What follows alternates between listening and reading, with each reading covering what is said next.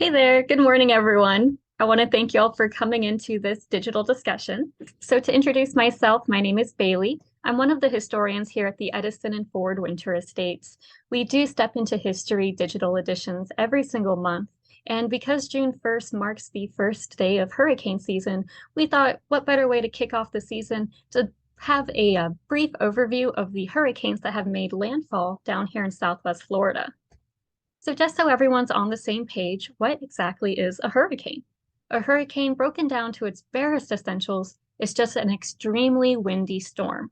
These storms are categorized by the Saffir-Simpson hurricane scale. I have a picture of the scale located on the right-hand side of the slide.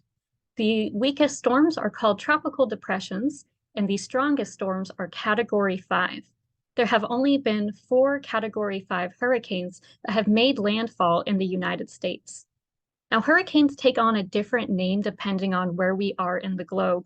I'm going to be calling them hurricanes because we are in the Atlantic region, and that's what they're known as over here. If we were to be over on the east coast of Africa, we'd be calling these storms cyclones. And then further east, over in Asia, they're called typhoons. Now, unfortunately, this graphic doesn't show it, but down in Australia, these storms can also be known as Willy Willies. That could be on Jeopardy one day. So when and how do they form? These hurricanes form in a very similar manner as normal thunderstorms. Warm air is going to rise. It'll condense, into these large, huge cumulonimbus clouds. And then winds off of the western coast of Africa are going to slide over to these storms and start moving them in a circular motion. Once those wind speeds reach 74 miles per hour, it is officially a Category 1 storm. Now, hurricane season did start on June 1st, and it will last until November 30th. So yep, unfortunately, we are in hurricane season right now. Hopefully, it won't be as bad of a season as last year. The strongest storms usually start after August 20th, because that's when the water around the equator is the warmest, and warm air, warm water is extremely important for having powerful thunderstorms.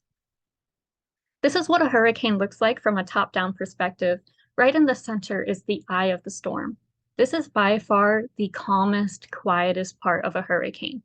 There are even reports from hurricanes that passed overnight, such as Andrew from 1992, King from 1950, and even Ian from last year, where the hurricane would pass by overnight and people could step outside, look up, and see a full sky of stars. They could even see the Milky Way. That's how calm the eye of the storm is. But I don't recommend that you walk outside in the middle of a hurricane, because right outside of the eye of the storm is what's known as the eye wall. This is the most powerful part of the storm. This is where all of the high speeds are located. All of the extremely powerful thunderstorms are located. You don't want to be outside when the eye wall is passing over. And then going further outside, you'll be seeing that we have these spiral rain bands. These rain bands are what feed the hurricane, make it more powerful. And also, for those who have experienced hurricanes firsthand, you may have remembered that as the hurricane is coming in, it would start to pour for about 30 minutes and then stop, and then pour for another 30 minutes, just raining intermittently. These are those spiral rain bands coming through, passing over land. Now, hurricanes are usually 200 to 300 miles wide, but they come in a variety of forms. For example, Hurricane Andrew back in 1992 was only 90 miles wide. And there are some instances of hurricanes being over 1,000 miles wide. Luckily, we've never experienced one of those down in the Atlantic region. So we believe that the Calusa indigenous group started to experience an increase in tropical activity about 1,500 years ago. Because of that, they started moving their settlements inland and started building their settlements upwards. The way they did that was that they took some shells from leftover clams and oysters that they may have eaten. They made these giant mounds and then built their homes on top of those mounds. They're called mound houses. And you can still see some remnants of the mound houses today. They're located over on Fort Myers Beach. They did survive Hurricane Ian, and the museum called the Mound House Museum, which is a part of that organization, recently reopened back in April. So if you want to support a local business, and if you're in Southwest Florida, I highly recommend you go check them out, especially because it is on Fort Myers Beach. They will gladly accept whatever revenue that they may need. So we believe that Christopher Columbus did sail through a hurricane back in 1494. He just didn't know what a hurricane was. He wrote in his journal, "The winds were very strong today." It wasn't until he got on land that the locals were all just extremely surprised at the fact that he sailed right through a hurricane and managed to survive. And we believe that the word hurricane likely derives from Huracan, which is the name of a Mayan storm god. Here's a depiction of Huracan right here. It's very similar to an elephant because it has a trunk that spews out all of the wind and rain that causes these storms.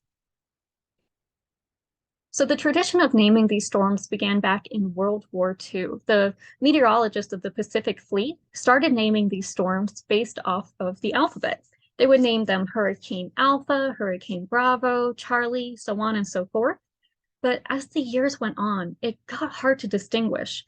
Are we talking about the Hurricane Alpha of 1993, or excuse me, 1943 or 1944? And so starting in the 1950s, meteorologists started naming these storms after their girlfriends. Yep, so all of the hurricanes back then, or any tropical storms really, had female names. But then in the 1960s and 1970s, the second wave feminist movement was in full force. People started to argue, well, if women have the right to be a hurricane, then men should have the right to be a hurricane as well. So in 1979, we got our very first male hurricane. His name was Bob. Nowadays, we try to keep it even. We alternate between male and female names. And then we also use English, Spanish, and French names because those are the three most commonly spoken languages down here in the Atlantic region. This is a copy of the 2022 Atlantic tropical cyclone names. We got all the way up to Nicole that year, which was Tropical Storm Nicole, which hit about a month after Hurricane Ian made landfall, maybe a little bit later. So the first storm I'll be talking about is the Miami, Louisiana hurricane of 1888. The reason why I'm starting here is because it's the first storm that made landfall in Florida after Thomas Edison first reached Fort Myers back in 1885. Unfortunately, we don't know how much property damage there was because there weren't a lot of people living in Florida at the time. I mean, think about it. Would you want to live down here in the middle of summer without any air conditioning? I know I wouldn't. So because of that, the population of Fort Myers was only 349 people, whereas the population of Miami was only 850 people. So we believe that there is minimal property damage, minimal overall damage, just because there was a minimal amount of people. Plus, it was only a Category 1 hurricane when it finally reached Southwest Florida. The next storm is the 1921 Tampa Bay hurricane. This was actually the last storm to make landfall in the Tampa Bay region for over 100 years. So the next time that you need to evacuate for a storm, I recommend you go to Tampa. Maybe hit up Busch Gardens while you're there too. It's pretty fun. And this is also the storm that washed away Cyrus Teed's mausoleum. For those who don't know, Cyrus Teed was the founder of the Koreshan Unity, which is located down in Estero, not too far south from Fort Myers. The Koreshan Unity was a group of like-minded individuals. They were a cult. They believe in things like reincarnation and that the earth was hollow.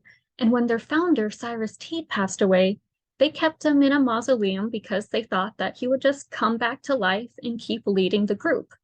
Unfortunately, Cyrus didn't set his alarm clock in time, apparently, because the storm did wash away his body, and it was located over in Fort Myers Beach, a little bit further south from where he was. Moving up to the 1926 Great Miami Hurricane, this one, as you can tell by the name, mainly affected Miami, but it did have some leftover effects here in Fort Myers as well. The image on the left is the same location as the image on the right is today. This is over on the corner of Main Street and Jackson Street, which is located in the River District, or the historic district of downtown Fort Myers. So on the left-hand side, you can see the power of the Great Miami Hurricane hitting Fort Myers. This used to be a furniture store, and then this nowadays is just the home of some local law offices today. So I just wanted to include these images because it shows that Fort Myers has always gone through these hurricanes, always gone through these powerful tropical storms, but we'll always rebuild afterwards. You can't really keep us down for too long. So moving on to the Great Okeechobee Hurricane of 1928, this was actually the second deadliest hurricane to hit North America in the 20th century.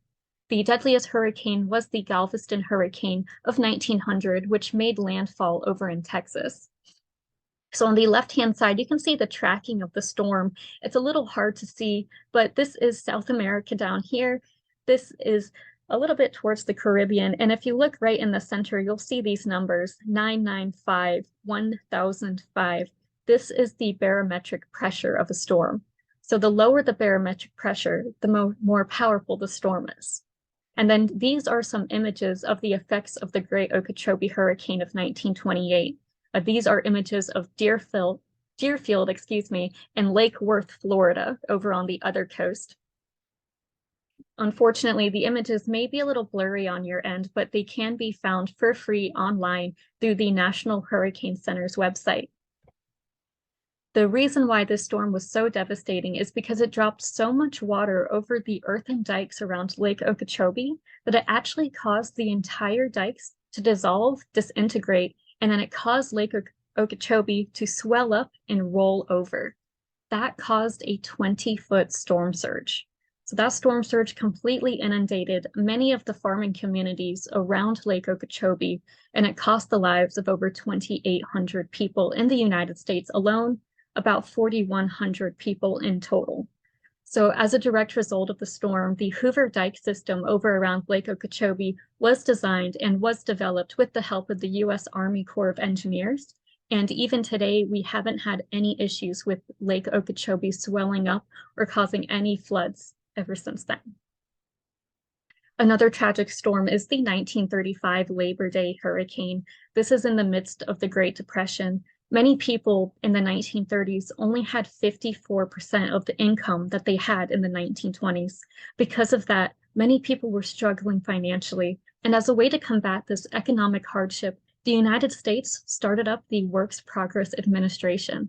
This was created to provide more jobs of the construction sector and also at the same exact time, improve the infrastructure of the United States. So these different works change depending on your location. For example, down in Fort Myers Beach, one of the Works Progress Administration jobs was to build shuffleboard courts over on the beach. Another one of these projects was to build a highway from the mainland of Florida down to Key West. Unfortunately, the camps that many of these people were working at were not built to sustain hurricane force winds. And so when the storm hit on Labor Day in 1935, it washed away over 400 World War I veterans. And it also completely destroyed the Florida East Coast Railway, which was created by Flagler and went down through the Keys. This is not going to be a sad storm. This one, no one lost their homes, no one lost their lives. This is the Cuba, Florida hurricane of 1944. This is the one that destroyed the dock of Thomas Edison over at the Edison Ford Winter Estates. For those who have been here before, you may have seen a couple of pilings going about 400 to 500 feet into the Caloosahatchee River. That is the original location of where this dock would be standing today. This storm also sank Thomas Edison's battery-powered launch called the Reliance. It was one of his favorite pastimes. Edison's loved to go out boating and going tarpon fishing. Tarpon fishing was also one of the reasons why Thomas Edison first chose to come down here to South Florida. The storm also caused the loss of 50 trees across the property, some of which were Mina Edison's favorite. And this picture is a depiction of Thomas Edison's boat called the Reliance. This is coming more into living history. Many people who are watching this PowerPoint or this YouTube presentation may remember the 1960s Hurricane Donna. This one did have a direct hit on Fort Myers as a Category 4 storm. The winds, according to the National Hurricane Center, did clock in around 143 miles per hour when it first made landfall. And I did speak with someone whose grandfather was living in Fort Myers at the time. His name is Bill Howard. He said that this storm would have completely destroyed the town if there was even a town here to begin with. So, a really great way of putting it.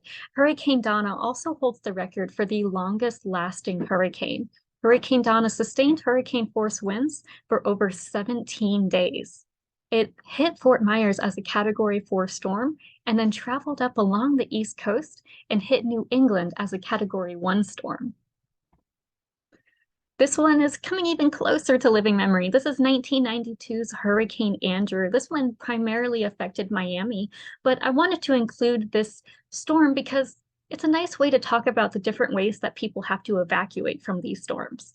For example, one way of evacuating from a hurricane is through contraflow lane reversal.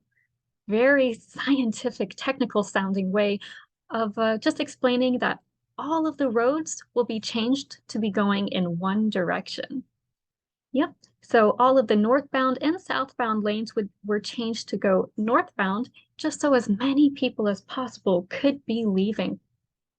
Over 1 million people did have to evacuate from Hurricane Andrew, and the image on the right does show a depiction of how the storm was affecting the Homestead region. Moving on to the 2004 Atlantic hurricane season, this one started with Hurricane Charlie, and within a period of just 6 weeks, 4 separate hurricanes made landfall in Florida.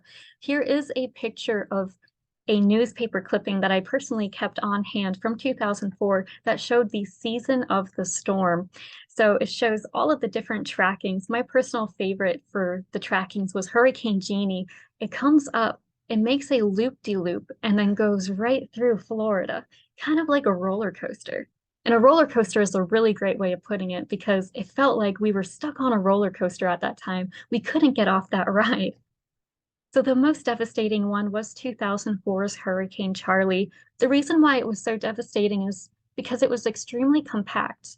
Because of that, it was hard to determine which way the storm was going to go. It did what meteorologists call wobbling, which meant it suddenly shifted east, suddenly shifted west, back and forth, back and forth. It was hard to tell which way it was going to go until it was too late. Most of the meteorologists thought that it was going to hit the Tampa Bay region, but within just 24 hours, it made a sudden shift and decided to take a trip to the city of Palms. So because of that, many people didn't have the correct amount of supplies stored up. They didn't have their shutters onto their homes, and it caused lots of lasting devastation, lasting catastrophic damage. This picture is of Port Charlotte, which is just north of Fort Myers. You can see just how powerful that storm was. So a year after that, the Edison Ford Winter Estates Incorporation, which is the incorporation that runs the museum that I work for today, decided that we should do a renovation project to rehabilitate our historic structures, just in case any more of these storms come through. And originally, the budget was going to be $9 million, and it ended up being $15 million worth of renovations in total. And in the midst of that project, Hurricane Wilma decided to take a trip to Fort Myers. Now, luckily, because we had started doing all of the rehabilitations, we didn't have any major structural damage to the homes that Edison or Ford stayed in. We did have some minor complications with Henry Ford's caretaker's cottage. We now use it as a cottage shop or a gift shop today, and we lost about 38 trees on the property. Hurricane Wilma is also the storm that completely destroyed the Hurricane and Weather Center located down in the Keys.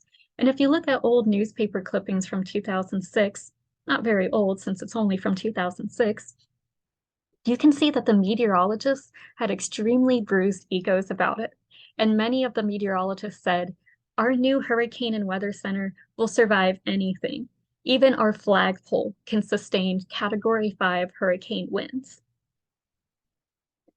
Moving on to 2017's Hurricane Irma, this was a direct hit on Fort Myers back on September 10th, 2017. The max speeds recorded around 115 miles per hour. The reason why this storm was so impactful is because it was extremely large. Hurricane Irma was about 400 miles wide. So you can see this is the storm right here, and then this is the Florida Peninsula. It was over twice the size of the Florida Peninsula, roughly the size of Texas. So after the storm, 2 out of 3 of every Floridian did lose their electricity at some point, and over 6 million people had to evacuate from that storm. It cost the Edison Ford Winter Estates a whopping $800,000 in damages. And here are some pictures of what we do after these hurricanes hit.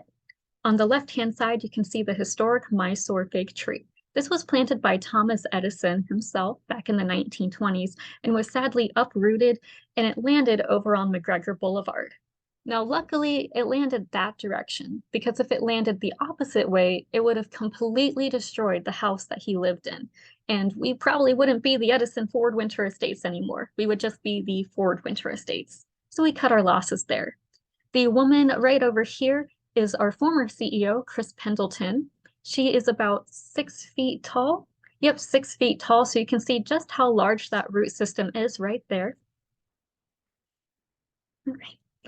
And then on the right-hand side, you can see that we are working together with our tractors and other heavy machinery to clear up the damage. It is always all hands on deck after these after these storms. No matter what department you're working under, you will be outside picking up the pieces. We all like this job, so we all want to be able to go back to work as quickly as we can, especially because a lot of us work in the air conditioning. And so that's a little bit of a downer. I didn't want to end a presentation on such a sad note. So I want to talk about what we do after these storms hit. We take a lot of the wood from these felled trees from the storms, we cut them into large slabs, and then we sell them to local artists. Now, the slabs can range between $5 to over $1,000. We sell them to the artists, they create woodworks of their own, and then they're kind enough to donate it back to the Edison Estates. And then we form an exhibit called Creating Beauty from Disaster. So here are some images of the Creating Beauty from Disaster exhibit from 2017's Hurricane Irma. You can see there is a lovely pelican made out of wood. And then this one is my personal favorite. It's a desert landscape that was burned into some wood. Now, unfortunately, when I first made this presentation last year, this was the last storm to hit Fort Myers. Now I have an addendum to make. Meet Hurricane Ian. This one is obviously the most recent hurricane to directly hit Southwest Florida. It did make landfall, I believe, on September 28th last year.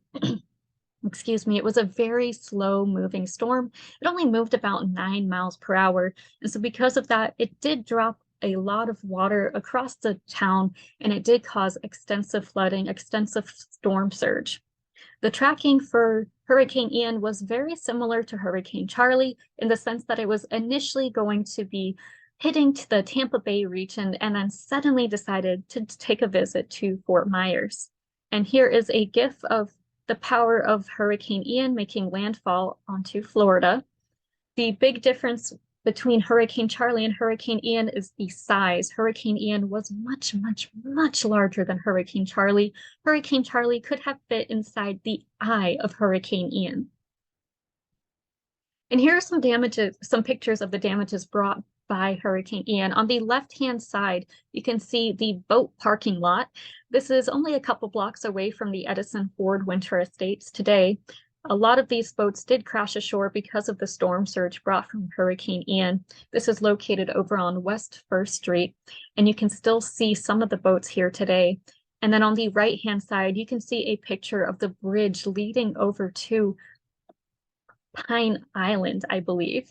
Was it Pine Island? Okay, excuse me. I have Holly here for those who are big digital discussion heads. She's going to be here, always here for moral support. Yep, this is Pine Island coming over here. They rebuilt this bridge within just 4 days. So it shows just how quickly amazing and incredible the hurricane cleanup forces were after the storm hit. And then this is a GIF that I made of the effects of the storm surge hitting Fort Myers Beach. Fort Myers Beach had about a 14-foot storm surge, which is a little bit more than 1 floor. For those familiar with the area, this building located on the back left-hand side right here, it's blue and it's yellow, is of the Lani Kai. For those who are unfamiliar with the area, the Lani Kai is a very reputable area, very high-class bar that people can visit over on Fort Myers Beach. And it just shows how quickly this storm surge was hitting. It starts at 10, and then by 3 p.m., everything is completely inundated. And then here are some pictures of before and after Hurricane Ian hit Fort Myers Beach. This area is called Times Square. For those unfamiliar with how Fort Myers Beach is, once you go over the bridge leading you onto the island, this was the very first thing you'd be greeted with over on the beach. There is Kilwins, there was a Dairy Queen on the right-hand side, and then there was a pier going out into the water. And so these two pictures are taken from different perspectives. This one on the left, the before picture, was taken with your back to the water, whereas this picture is taken facing the water. But you can see it is the same exact location. We do have the blue bricks down here, and then we have a leftover piece of Kilwins down here as well. So it was very devastating, and you can still see the effects of Hurricane Ian over on the beach today. Not only Fort Myers Beach, but Sanibel Island was extremely devastated as well. But once again, that is a total downer. I don't want to end this on a very sad note, so I want to talk about the banyan tree that we have on our property. You can still see it today. It was planted back in the 1920s by Mr. Edison himself. Now, when Thomas Edison first planted the tree, it was only 4 feet tall, 2.5 inches in diameter. Now it stands at about 3/4 of an acre. That's about 12 tennis courts worth of tree. Now, this is directly after the storm. It was very devastating to see. Almost all of the leaves were ripped off. There was damage everywhere. There were debris. Lots of the trunks were just thrown aside. But within just 2 weeks after the storm hit, it completely bounced back to look like how it does today. So I think that's another great metaphor for Fort Myers. You know, you can knock us down, but you can't stay down but we won't stay down for a long time. We're always going to keep rebuilding. And that is the end of my presentation. I'd like to open up the floor to see if anyone has any questions. I'm going to open up the chat. All right, and it looks like no one has anything to say on the chat. That's fine. And then I'll open up the Q&A, and there are no open questions either. So if anyone has any questions, feel free to ask. If not, please join us on June 13th at 10:30 a.m. for our next digital discussion. Our program manager, Holly, will be talking about the Naval Consulting Board and Research Laboratory. You can access this presentation at EdisonFord.org through the tab titled Calendar. And this presentation will be found on YouTube starting tomorrow under Edison Ford Digital Discussion. All right, so if no one has any questions, I'm going to go ahead and close up the chat. But if you have any questions after this presentation, feel free to come on over to the Edison Ford Winter Estates. We are open 7 days a week from 9 a.m. to 5:30 p.m. Thank you so much for coming in to see this talk today. Stop share, and then I'm going to hit end webinar for all.